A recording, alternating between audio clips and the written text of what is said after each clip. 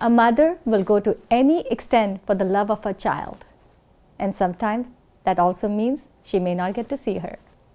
And that's the story we have today in our studio. Annie, how were you? I'm good. I haven't Very seen good. you very long time. Yes, it is. But I know the struggles that you went through. We I go do. back many, many, many years ago when you were working as a nanny. So tell me all about it. So, when I need to go undergo a training for a caregiver coming here, so I have no knowledge when I came here as a nanny that I need to do some household chores. Because way back home, we have our own nanny. I don't know how to clean washroom. The mother-in-law of my employer teach me how to clean the washroom. I don't know how to use vacuum because we use broom. So everything is first time to me here. Everything. So how did you adapt to it? I remember very first time when I had to iron the clothes, I packed up my bags and I said, I'm going back because ironing was never part of my, like that's something was a big no for me. Yeah. But here you are, who has to do all what you have not done. How did you adapt to it? And why did you adapt to it? Why? Because I need to. My daughter is waiting for me there. She's waiting my remittance every month. So, number one is culture shock. I need to sponge them. Suck it up, everything, because there's no choice. There's no way going back. How old was she back then? 6 years old. And I need to stay because she is waiting for her 7th birthday to be glamorous. I remember that. Yeah, to be a princess on that day because she's turning 7 years old. And you didn't get to see her though? No, I just they just give me a DVD like to watch it. What's going on that day? How did you feel? Oh, I'm jealous because I'm not there, and I almost like, oh, why I cannot wait when she turns 7, then so I can go. That's the thing. But I said, if I won't go, you cannot have a glamorous birthday party. So I need to. So how long did it take her to get here? 3 years. I think when my open working permit open and when I be a landed immigrant, so that's October of 2008 and they came here in January 2009. So 3 years without your daughter? Yes. And your husband was back home as well? Yes. So Yes. what all did you do then those 3 years other than being a nanny? One thing, I know you were working nanny full time Yes. and also working at people's house Yes. cleaning. They said you need to work so you can forget everything. You need to like, because it's another day and another day, here we go, another day, it's still. So I want to finish everything, like to be done. As soon as they came, I'm settled. Annie, did you go through the moments when you would come home, even though you're tired, and Oh. you're going through the crying moments that you can't see your daughter, you can't be with your family? Oh, I do. Every time after Sunday, going back to my employers, I cry on the bus. Like, oh my gosh, like, why do I need to experience this? And not supposed to be. Not supposed to be. That's the thing that I cannot accept it. But for my daughter, I will do everything for her. I hope she watch this your show, your interview, so she will know appreciate everything I have because of her. They said she is a first generation of immigrant here. It's not me, it's her, and then extend to my family and for her kids, for another kids and other kids. So I know you've done nanny for some time, you've cleaned houses. So tell me more, what happened? Because how long did you do nanny for? For 3 years. First, I have 6 months in Maple Ridge, and second, I have in Coquitlam. So the rich family, they have 2 nannies. So they cannot do one at a time because the younger one is autistic severe. My employer gave me free tickets to go back just to see my family. And then when I came back, that's the time I said I have my open working permit. And then he said, it's time you to fly, Annie. Don't stuck it here. Don't worry on us. We can find another Annie. So after nanny, you obviously you didn't carry on with this. I guess as soon as you got your papers and got your daughter over, you're like, I'm saying bye to this profession. Yes. Oh, what did you do after? After I work at Tim Hortons graveyard, and then I work at Save On too. Both at the same time? Mm-hmm. And I do cleaning.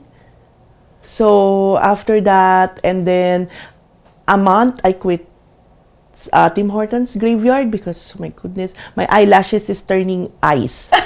Because I always go to the freezer. Oh. And then taking all those donuts and put on the trays. And then that's the time I went to Starbucks. For, I think, they hired me September 3 of 2008. So you did Starbucks, you did Tim Hortons, you did... Save On. Save On. In the meat department. In the meat department. And then what did you do? Like, how long did you do that for? I think for a year. Okay. A year when I did that. And then what? And then I quit because it's so far already from my work. But Annie, let's fast forward to today. If I'm not wrong, you are a head of a department or something. Like, tell me more. What do you do now? Oh, now I'm a care aide in one of the long-term care in White Rock. So after, I think I get pregnant on my second one. So I said, when he is 6 months old, I go back to school. So I need to refresh. I need to improve myself because my husband said, don't stuck on Starbucks. You're gonna be a barista all the year, so you need to upgrade yourself. So I upgrade myself. Some of my friends told me, why you take care aid, why you don't take LPN? And I said, I'm lazy to study. I don't want to study anymore. I'm lazy. But you never gave up. No, I You never. never gave up. Mm-hmm. And I hope that my daughter will continue because I want her to be an How old RN. is she now? I know you told me, but Yes. I want everyone to hear this. She's 22. 22. And this journey started when she was only 6 6 years old. Yes. And what is she doing now? She's taking RN course in Kwantlen, and she's part-time at Starbucks, barista. So Annie, when you look at your life, coming here, leaving your daughter behind, being with daughter for 3 years, and then doing all these odd jobs and settling yourself, when you look back, what comes to your mind? Oh,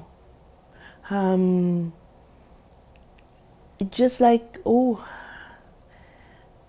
I follow my dreams. It's not for me, it's for my kids. Like, I'm always saying to my husband, this is not, everything that I did, it's not for me. Even though I keep blaming myself because my husband cheated on me when I'm here. And I don't blame it because my mom said, you're not there, so what you supposed to do? They're not saints. Like, they need their body. So how do you feel about that you are here working so hard to get the family and you get to find that out? I know.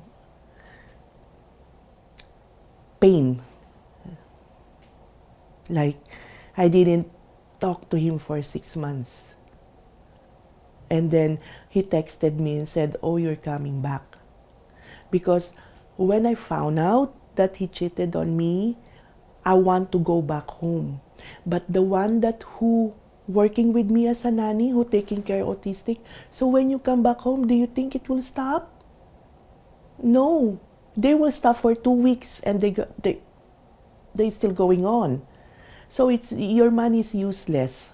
Like, you're there only for 2 weeks. You're not there for a month or a year. So it's better you to stay. That's the open mind on me. Oh yeah. Let them be happy first, and then when it's time, it's me. So do you think you have forgiven him for this? No, the pain is there. There's some, the wound is healed, but there is, like, if you can see, there's a marks. When the mark is there, you will remember this is what he did. And I know he knows his lesson well, and he knows what he did, because the most painful is the eyes of my daughter. He see it everything, so that's the one it's pain for me. Kudos to you though, yeah. Annie. I mean, going through all of that and still following your dreams, still going through the struggles for the sake of your family and especially for the sake of your daughter.